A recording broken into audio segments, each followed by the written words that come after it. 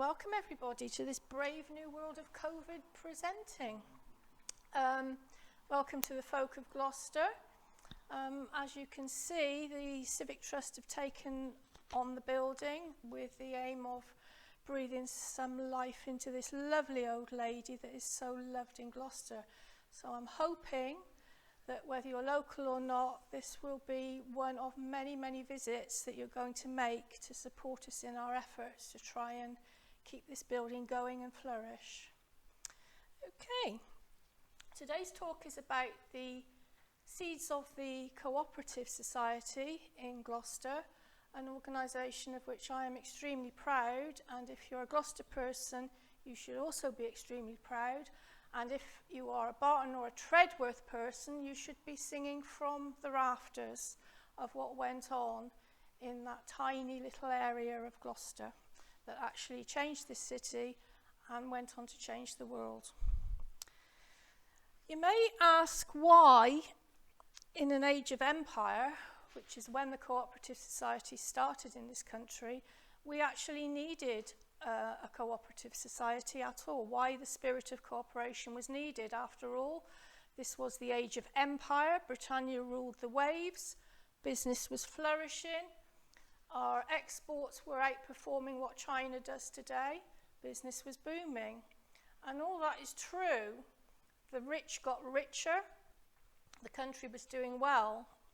However, if you were at the other end of the social scale, life was very, very difficult, and basically people were living on the breadline and surviving, barely surviving, or not surviving at all. Food prices during the 1800s fluctuated immensely.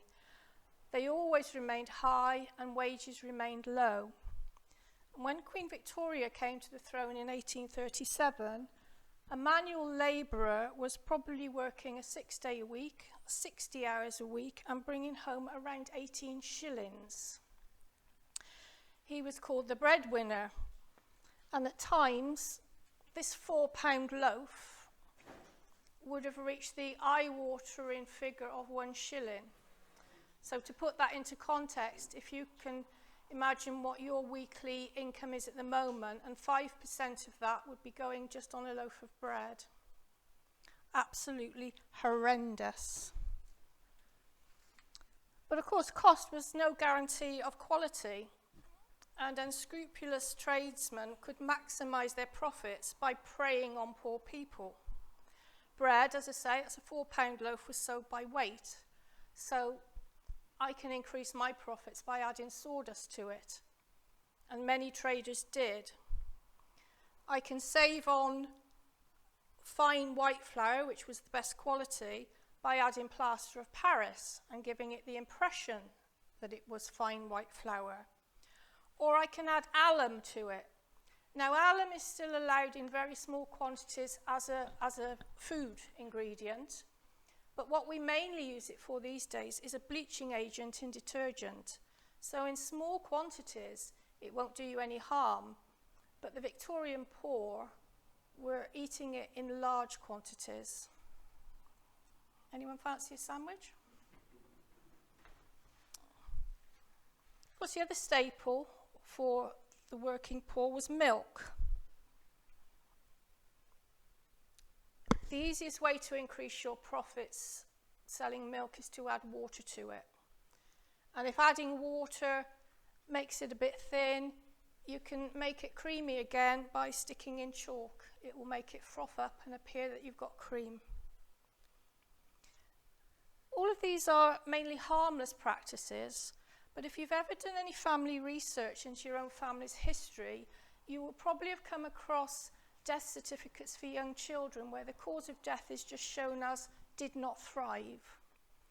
This doesn't mean that your forebears were bad parents or neglected their children.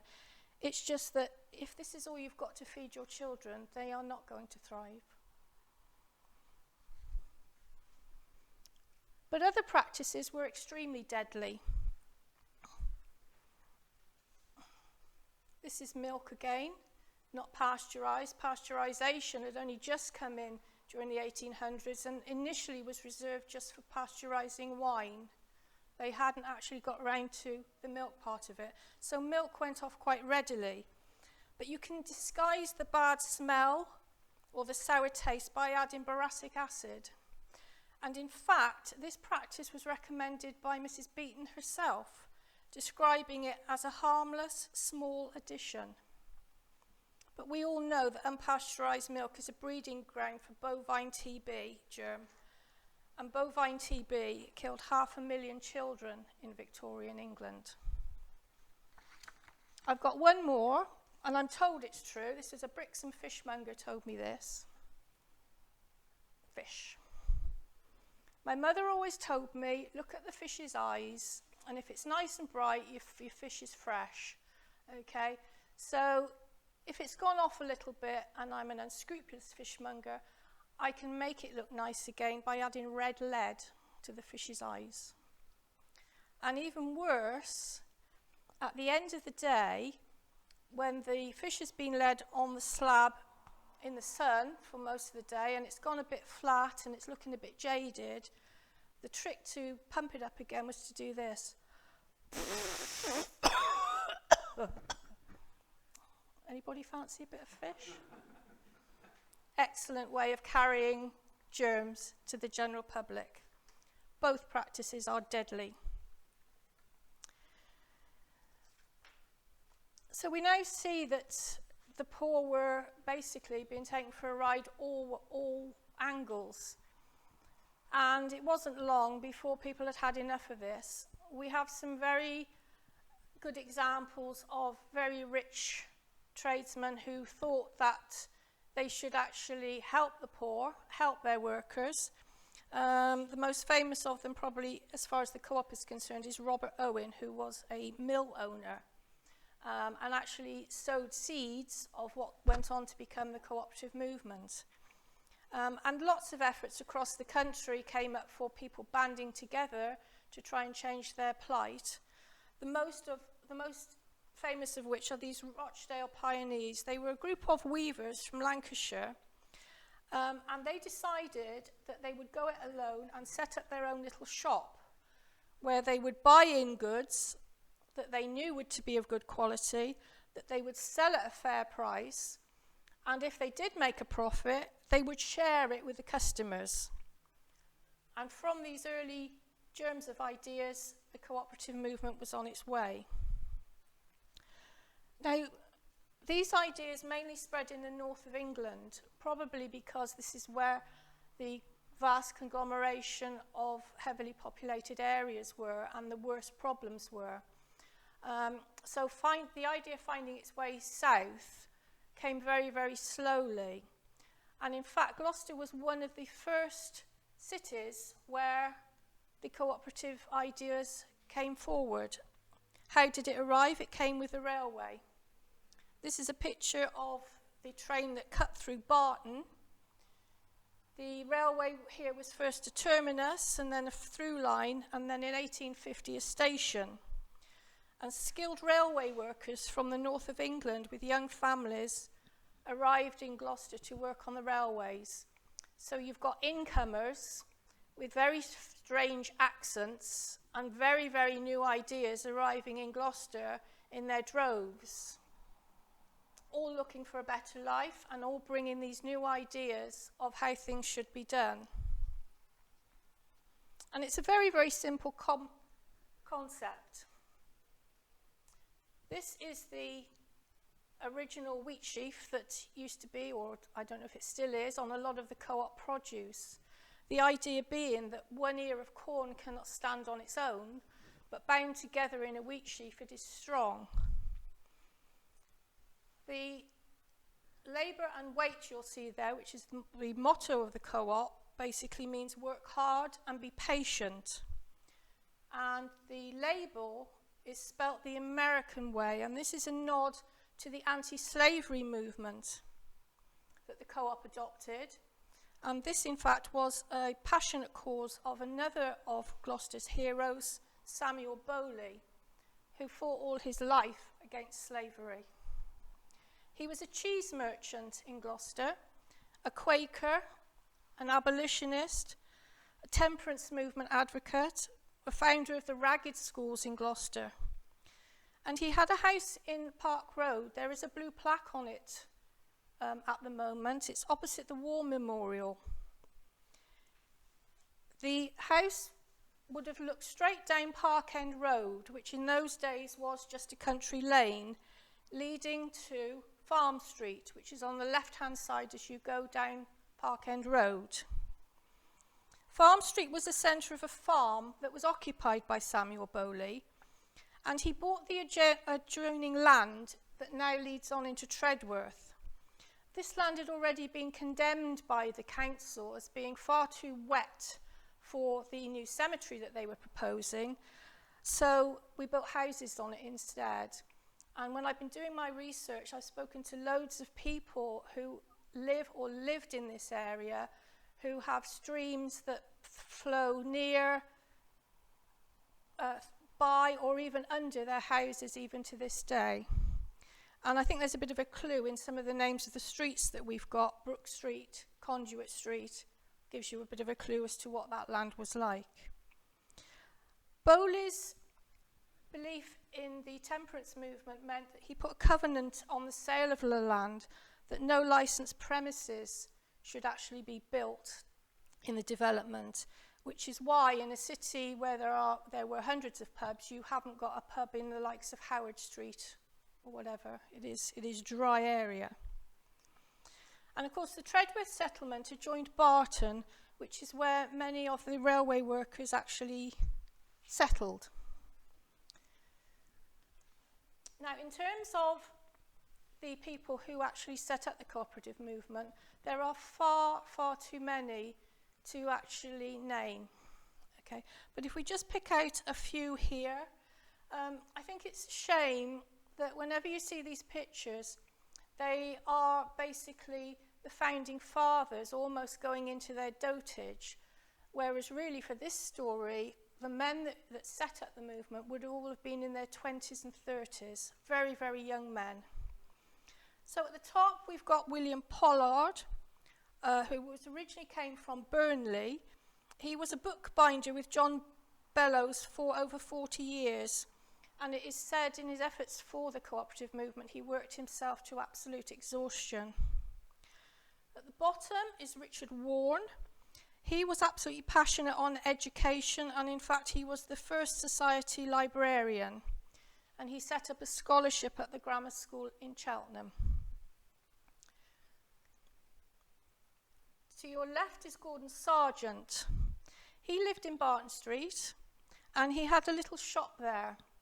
And despite the fact that he had a wooden leg, he would always be hopping around doing various talks, actually trying to progress the cooperative message.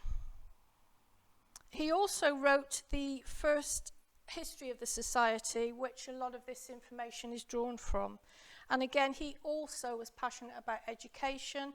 All of these people were following in the footsteps of Robert Raikes. He set up a scholarship at the Gloucester School of Science.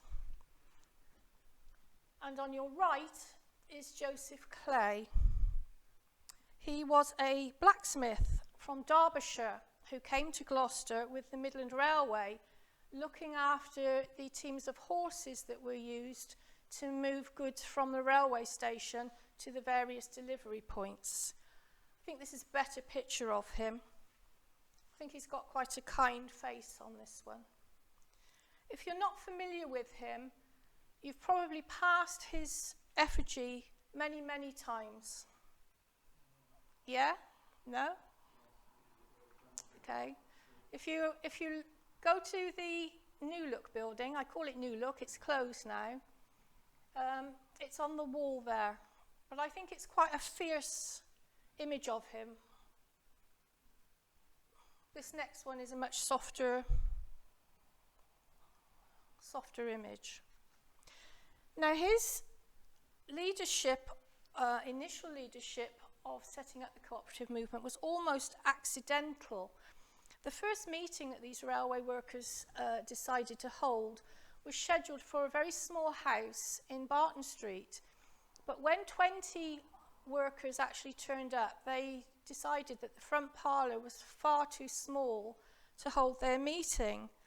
So Mr. Clay, who was in fact the union secretary of the railway workers here, raced around to this premises, which was the Hope, a pub in Barton Street, run by a landlord by the name of Mr. Brewer.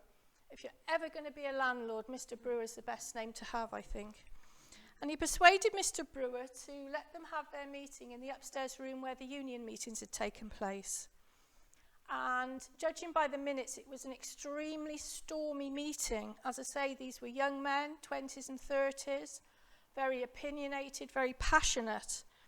And there was a definite split between how they wanted to actually take this movement forward.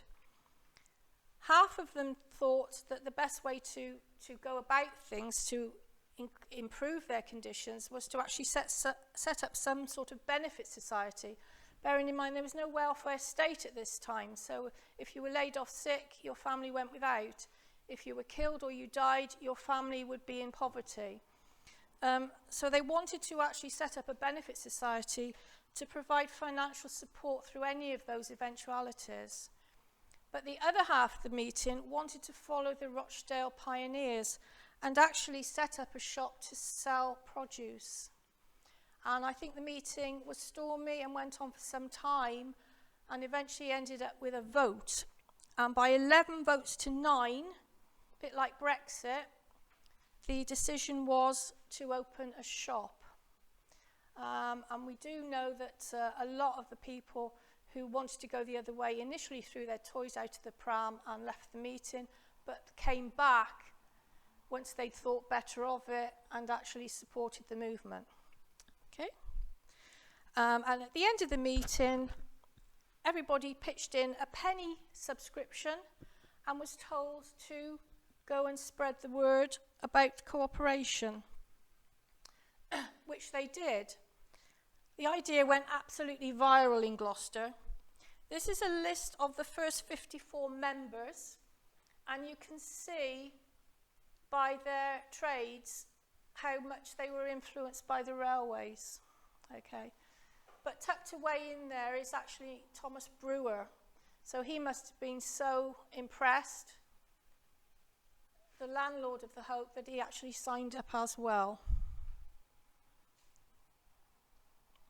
So, with 54 members and rising, they needed to form a committee because they found out that within 6 weeks of the initial meeting, the subscriptions had reached £19, 16 shillings and 7p, which is a huge success for an advertising campaign.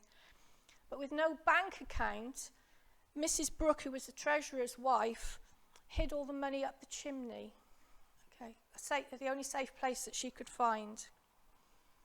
Even so with £19, the committee was quite cautious and they decided that they wouldn't take any action to look for a shop until they'd got £50 under their belt.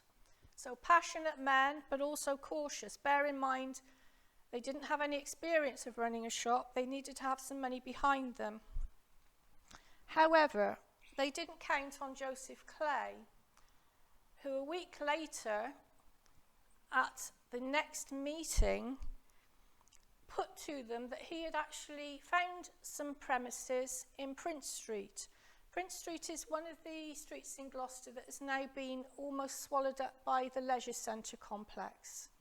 But he'd spotted this little shop and he put it to them that he thought it would be a good idea if we could possibly open a bakery and a shop there, if they were agreed to put the money up. And after much discussion, he got a unanimous, yes, we'll make some inquiries. I think he must have breathed a sigh of relief at this point because he'd already signed up to take the shop. I think you're starting to get a feel of exactly the character of this man. So, all systems go. Equipment bought, a baker employed, Mr. Summerfield. This is a shop in Prince Street. And I think this must have been taken when they went back sort of 40 odd years later, because again, these men have aged. And always, as you see in these these photographs, there's always a little dog or a little boy in on the act of these pictures. I think that little dog actually belongs to Mr. Clay. Now, as I say, they didn't know anything about setting up a shop, really. They bought the equipment. They met considerable opposition in Gloucester from the established trades, almost a brick wall. Suppliers were reluctant to sell them stuff, even though they were offering cash for the goods. A lot of the shopkeepers didn't like the idea of competition, and through this we can see possibly the hand of Samuel Bowley coming in to support them, certainly probably suggesting a good flour miller who would actually trade with them. So slowly they got it off the ground, and in 1860 the little shop opened. It was going to be good bread at a fair price, and profits, if they made any, would be returned to the customer. What's not to like about that? Wasn't easy going, however.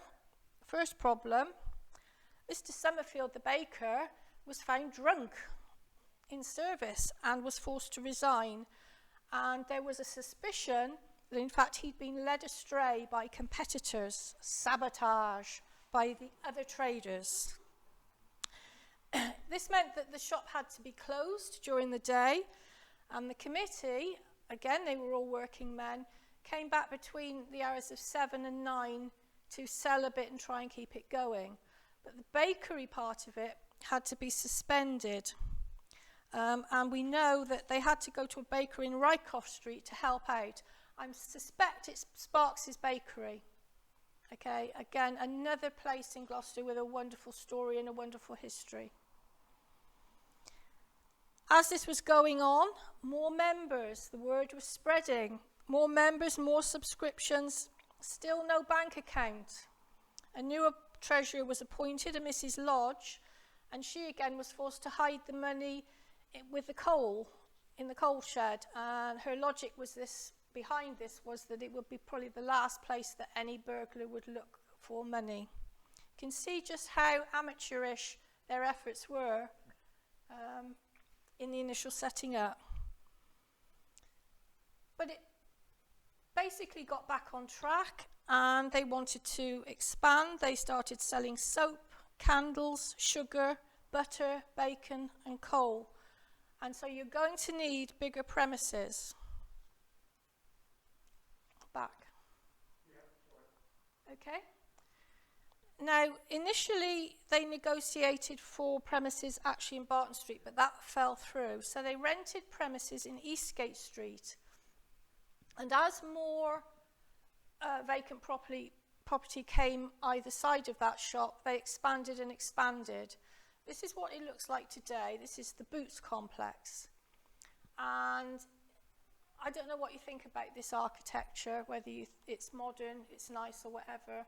Many of you will remember this complex looking like this. All right, much more pleasing to the eye, I think. Okay.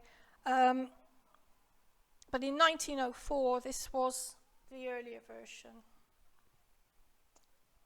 which is even nicer, I think. And basically, we've knocked that down and gone to something that looks like Boots. No criticism implied if you were the architect that designed it. Okay.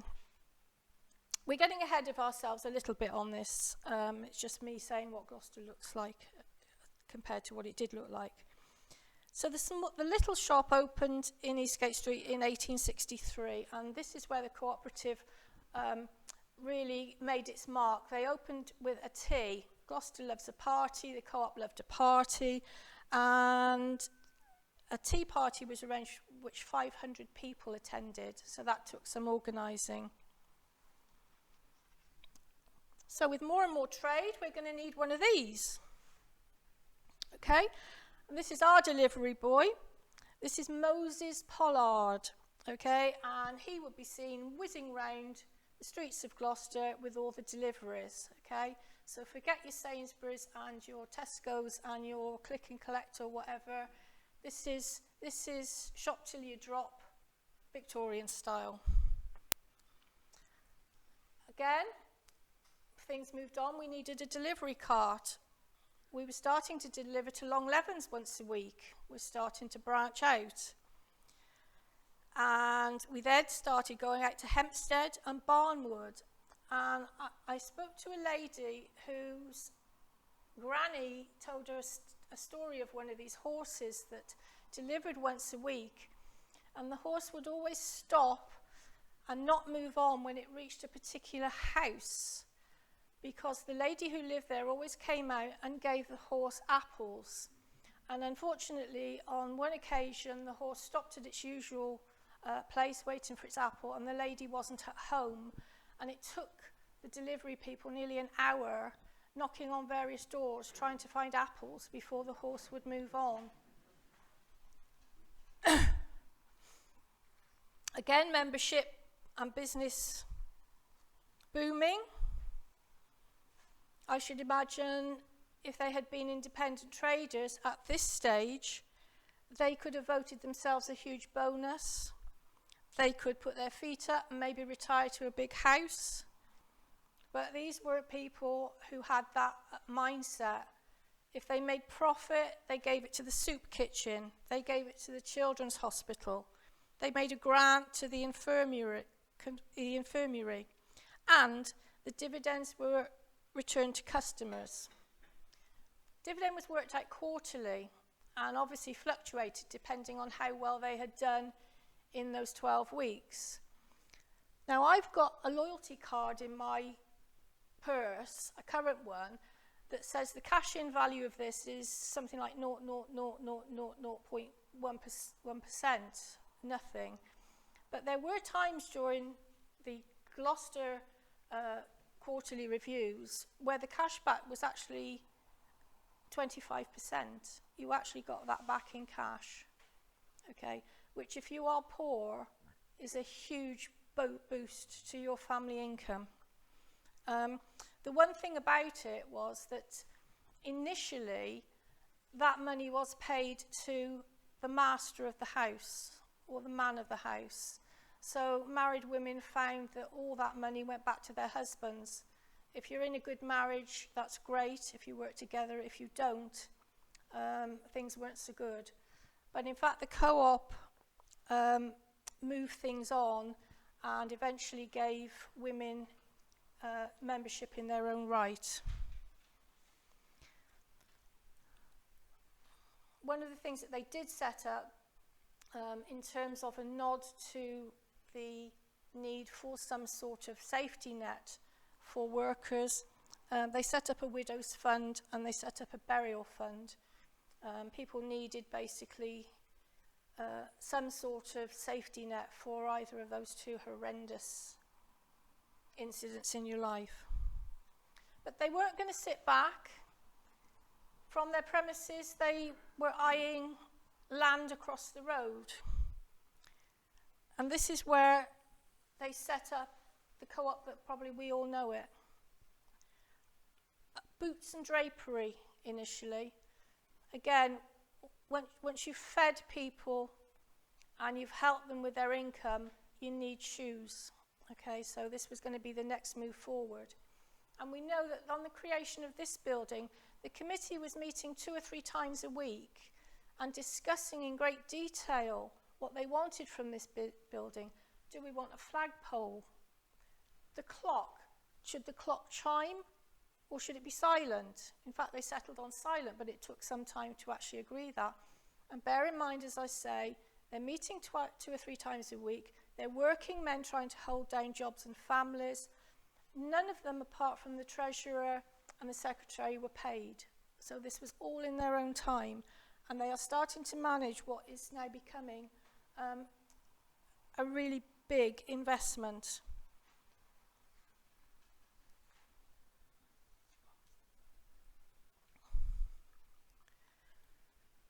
So with business booming, they now needed to actually find ways of supporting the shops with stock.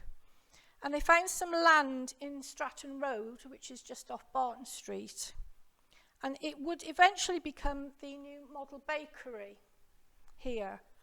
But initially, it was a slaughterhouse and stables that were supporting the butcher's shop. If you go down Stratton Road, it's not a wide road, and I should imagine to have a slaughterhouse down there would have been quite an inconvenience for the neighbours.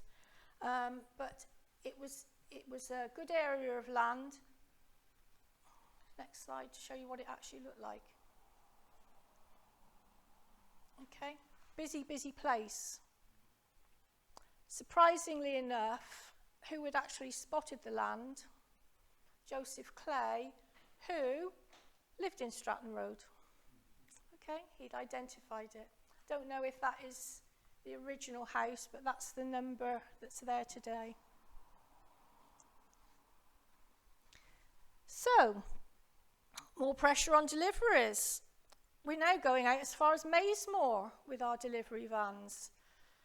And then the committee, I think, had a light bulb moment. Well, hang on a minute. Instead of us taking the deliveries out to the customers, which is really taking off, why don't we put shops where the customers actually live? Let's open more branches and keep them local.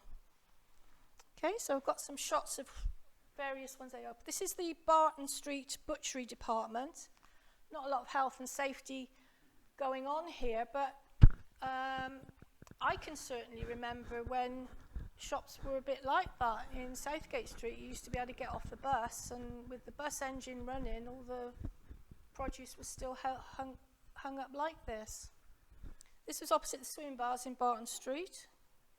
This is Westgate Street, opposite the Lower George, I believe. Now, this was a particularly poor area of Gloucester, and initially it didn't do very well.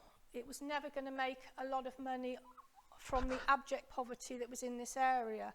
But again, those cooperative principles came through that these people need us.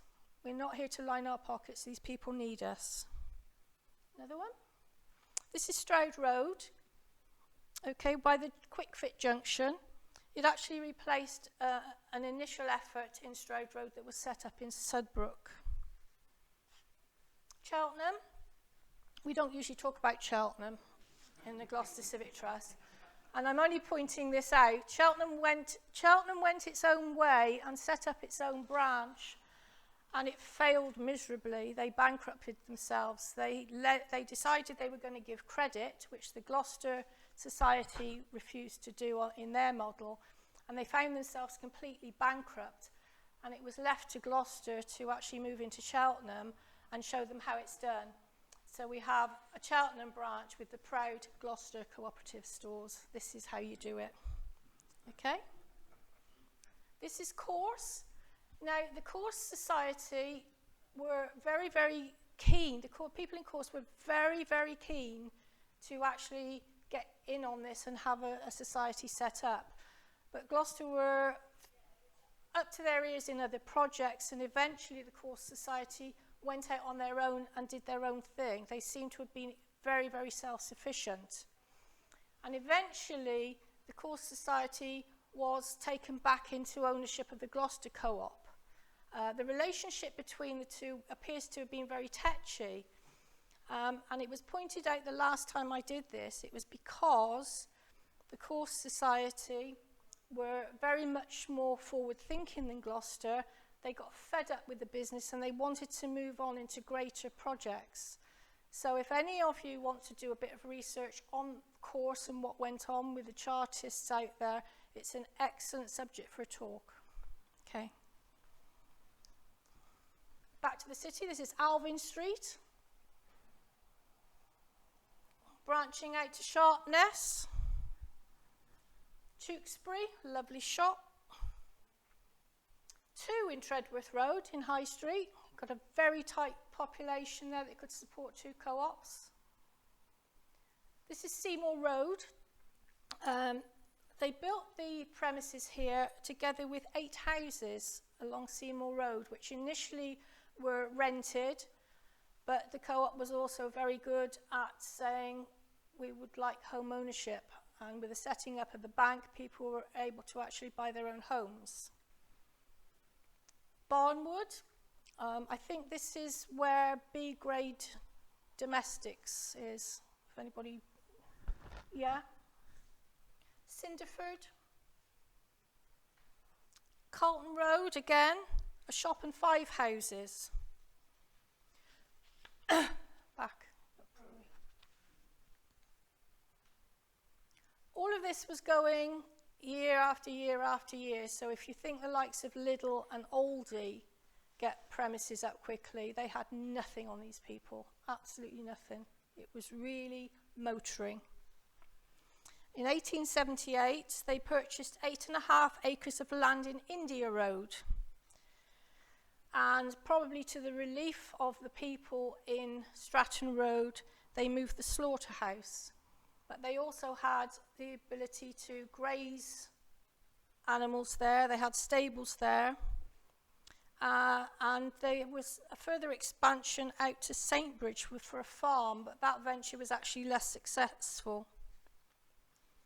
Now, it seems that, whatever they were touching turned to gold, but it wasn't always like that. They had their fair share of problems, theft. The reading room that the cooperative people set up was plagued by people nicking the newspapers that were put in there.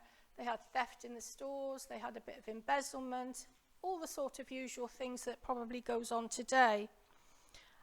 One of the biggest problems in Gloucester in 1896 was the arrival of smallpox. Gloucester was, in fact, the worst city in England in getting its population vaccinated.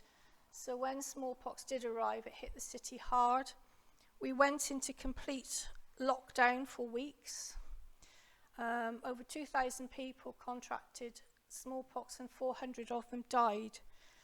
And although trade was virtually frozen in the branches of the co-op, they did manage to stay open. How they did it, I don't know, because an awful lot of the employees were in isolation within their own homes. But the committee made sure that the welfare of the employees in quarantine was actually seen to. They set up their own support network. And I'm sure you're aware that if you actually contract smallpox, the first thing they do, apart from trying to get you into isolation, is to burn all of your clothes. So you've got poor children who are not only ill, but are certainly find that they don't have any clothes. And even though the co-op had taken a complete nosedive in terms of its profit, they still made sure that 6 dozen pairs of boots were delivered to children in the smallpox hospital.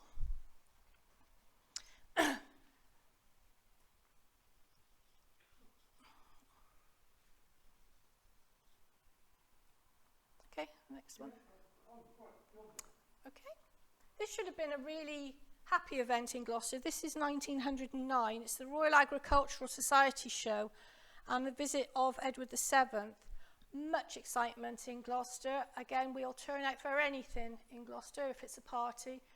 Thousands of people would have been filling the streets of Gloucester on what was an absolutely hideous day in terms of weather.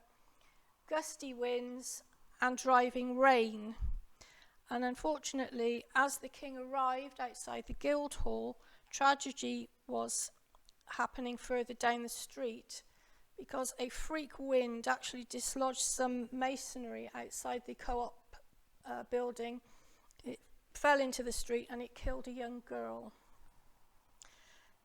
It was treated as a freak accident. The inquest agreed that the structure of the building was safe.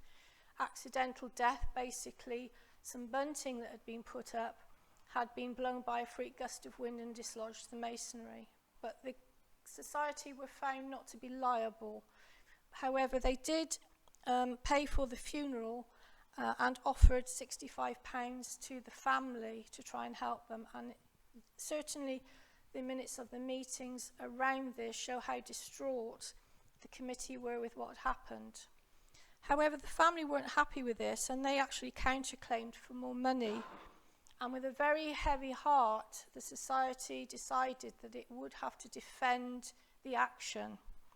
The case was settled at £75 compensation as opposed to the 65 that had been offered. but in fact it cost the society £249 to actually defend the action. We've got another problem here in 1909. This is a proud moment when the society took delivery of its first steam lorry. Looks like poor old Moses is out of a job now on his bike. However, I think the driver must have got a bit overexcited or not properly trained, because the first day out it hit a wall at the depot and fractured a steam pipe, and the poor driver was actually enveloped in scalding steam. He survived, but it took him a whole month to recover. So again, they had their share of problems. But here's some happier moments. The co-op did subsidised trips for its members. Probably some of the first times that some of these children would have actually got to the seaside, to Weston and Burnham and Bream, or up to the Malverns.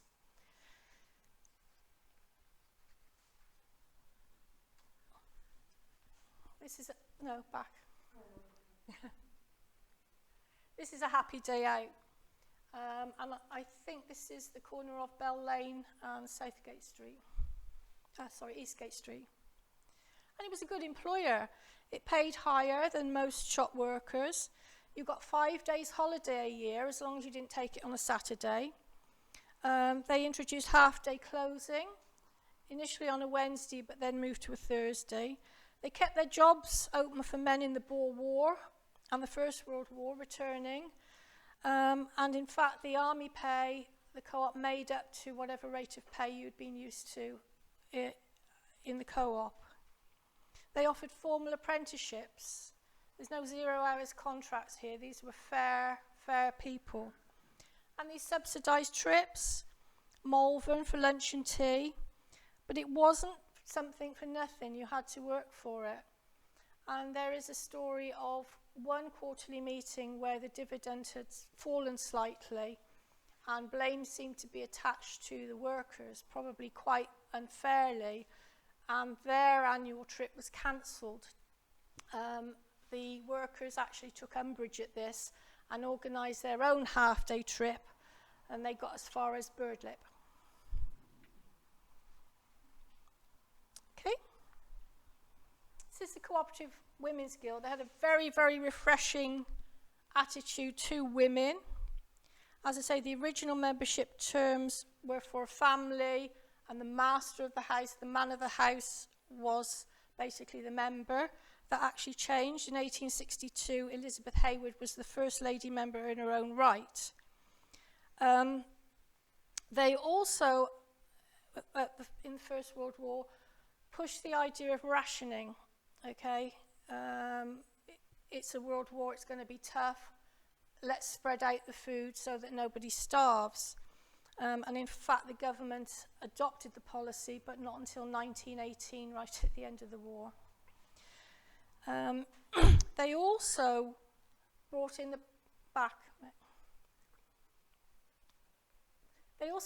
practice of retaining women in employment after they were married. And this was quite alien at that time. I think it was after the end of the First World War, 1918, 1919. And if you think about it, it would take another 50 years probably for the civil service to adopt the same practice. Now this is the Gloucester Ladies Cooperative Guild, and you can see, I think they are quite formidable ladies. Okay, the National Women's Guild was basically a vehicle for publicising what the co-op did and attracting new members. But eventually the women became more political. They wanted better health care, they wanted more maternity care. They would move into suffrage, and they would also move into pacifism. And in fact, it was the national women's cooperative movement that instituted the white poppy. If you look at the faces of these women, this is actually in 1890. a lot of these women, although they didn't know it when this photo was taken, are going to go on to lose family in the First World War. And these women would have been scarred by it. And their strive for pacifism actually brought about the white poppy, which has probably been hijacked as being something that is anti-patriotic, but it was never ever meant to be like that. But at this point, all these women would have been involved in really is publicity and a bit of catering, and that would have come in very handy in 1909 when a huge party, a huge 2-day party was set up on the fields in India Road, and they catered for 3,500 city children. Can you imagine that? And it rained in the morning both days. You must have put your head in your hands. But I think everyone enjoyed themselves. Tea, cake, roundabouts, music and races, and competitions, boot and shoe cleaning, and very craftily, spoon cleaning. What a better way to get your washing up done. Okay. Now, the society would go from strength to strength, and I think everybody's got a co-op story. I know my mum's old co-op number. As I would run up the road to the co-op, she would shout, "Don't forget the Divi," which is what I've called this. And I would run up the road with the messages in my head and also the number 49429, 49429, 49429. And God help me if I came back and hadn't remembered it, so she got her Divi. Most people of an age will actually remember their co-op number. And in fact, I had a lady came in her 90s who sat and had a cup of tea and was able to reel off her mother's number, her auntie's number, and the neighbours either side's number. That's so ingrained, is it, with them. And talking to people, I have had some amazing stories. Here's Joseph Clay again. I think this was taken for the 40th anniversary of the co-op. Again, another little dog down there. He's sat in the middle there. But the memories that he's given people have said, my mum took me to get my school uniform there. The co-op enabled me to get the mortgage on my first house. It was the only place in Gloucester where you could get a size 2.5 hush puppy. They made my shoes. The chemist was always open.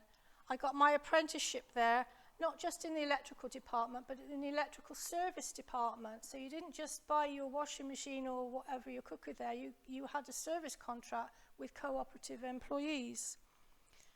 Somebody I spoke to bought their engagement ring there, which is lovely. I sang in the choir there.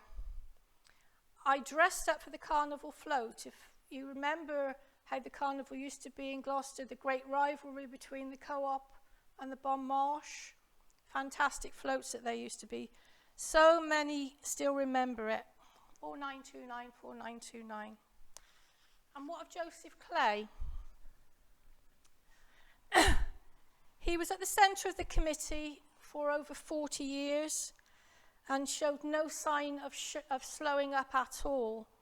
He was a magistrate, school board member, president of the Co-op Wholesale Society, and he eventually travelled the world, spreading the co-op principles and sourcing new products. On such a trip to Greece, he was taken ill, and he was brought home from Athens and tended to by Dr. Hadwin, another Gloucester giant in terms of his story. Hadwin lived in Brunswick Square, and he had his practice in the Barton area. And if ever you want to hear about Dr. Hadwin's amazing story, we can arrange that for you. All these people were in Gloucester at the same time. I just find it absolutely amazing. Unfortunately, Hadwin couldn't save him, and Mr. Clay died in October 1901, aged 74. The Society contributed £100 to this memorial that is in Tredworth Old Cemetery. And if you drive down Tredworth Road, you can see the memorial on the left-hand side. It looks like an Egyptian obelisk. If ever you've wondered what that is, That's Joseph Clay's memorial.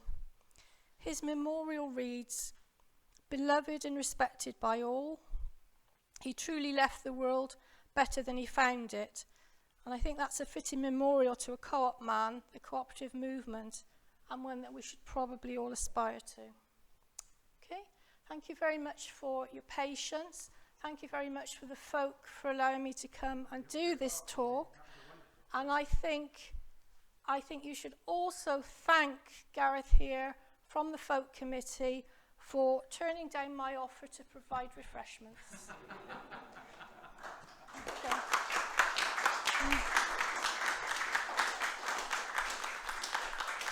Thank you. I have a question. Yes? That's more a statement before the question. We weren't allowed to use the co-op. We were banned from the co-op. What, did you steal? No, because my grandfather was a grocer in a small village just outside Reading. Yes. And my mother always told us that the co-op were doing down the small man. Now, I've heard that a lot of times, people who had the small shops all around Gloucester suddenly found that the co-op was the monopoly. But the other side of it is, a lot of those small shops also bought their wholesale stuff from the co-op to mark up.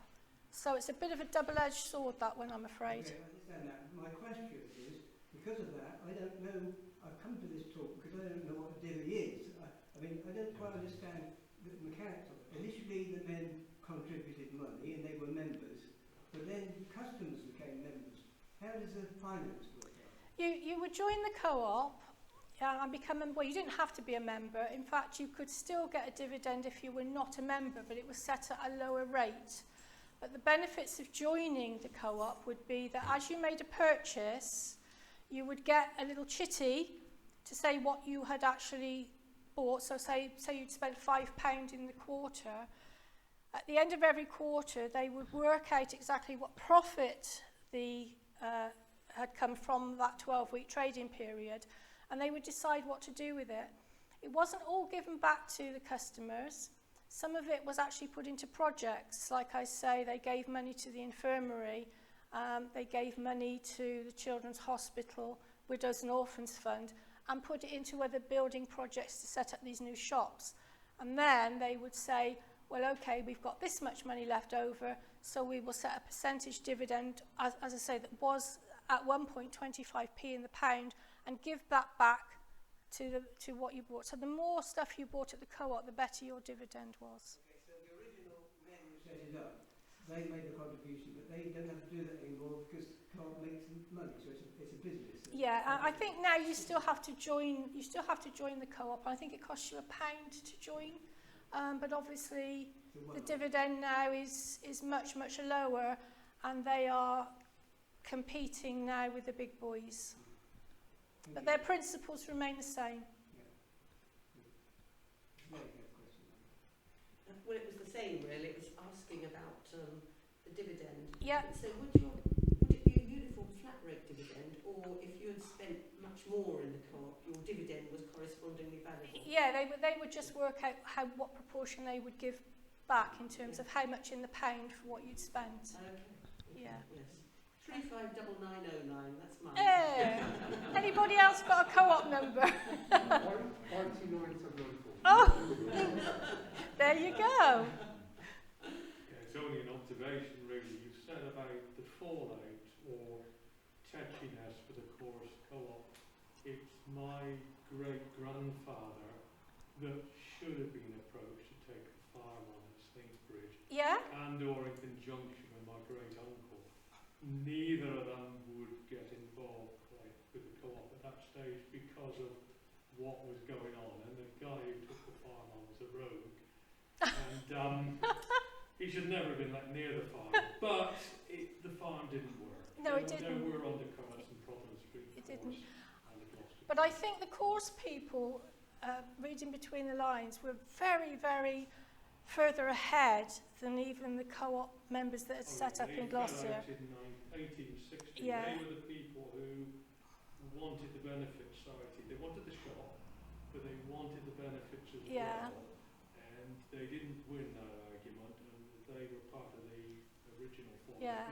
But They came back in later. They did, and as I say, I think there is a story to be told, or maybe a talk to be given about course and the Chartists and the Chartist movement. The gentleman in the front row was well qualified. Well, I was going to say that in many ways they have the same sort of principle from the Yes. community, the Chartist settlement Yeah. is for the community as the co-op one. Yeah. And that bungalow you showed there is still there. Really? Oh yeah, it's the only one. The core settlement was created, there are 5 settlements throughout the country, of which there are 2 in Gloucestershire. And here they had standard little bungalows, the front, apex and a room either side. But that co-op one is the only one that has a longer piece on the side for the shop.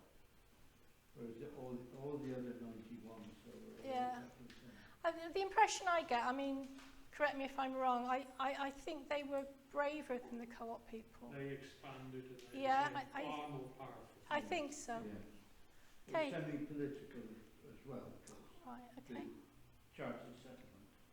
Thank you very much. I've learnt something. Anybody else? As I say, thank you very much for all coming today.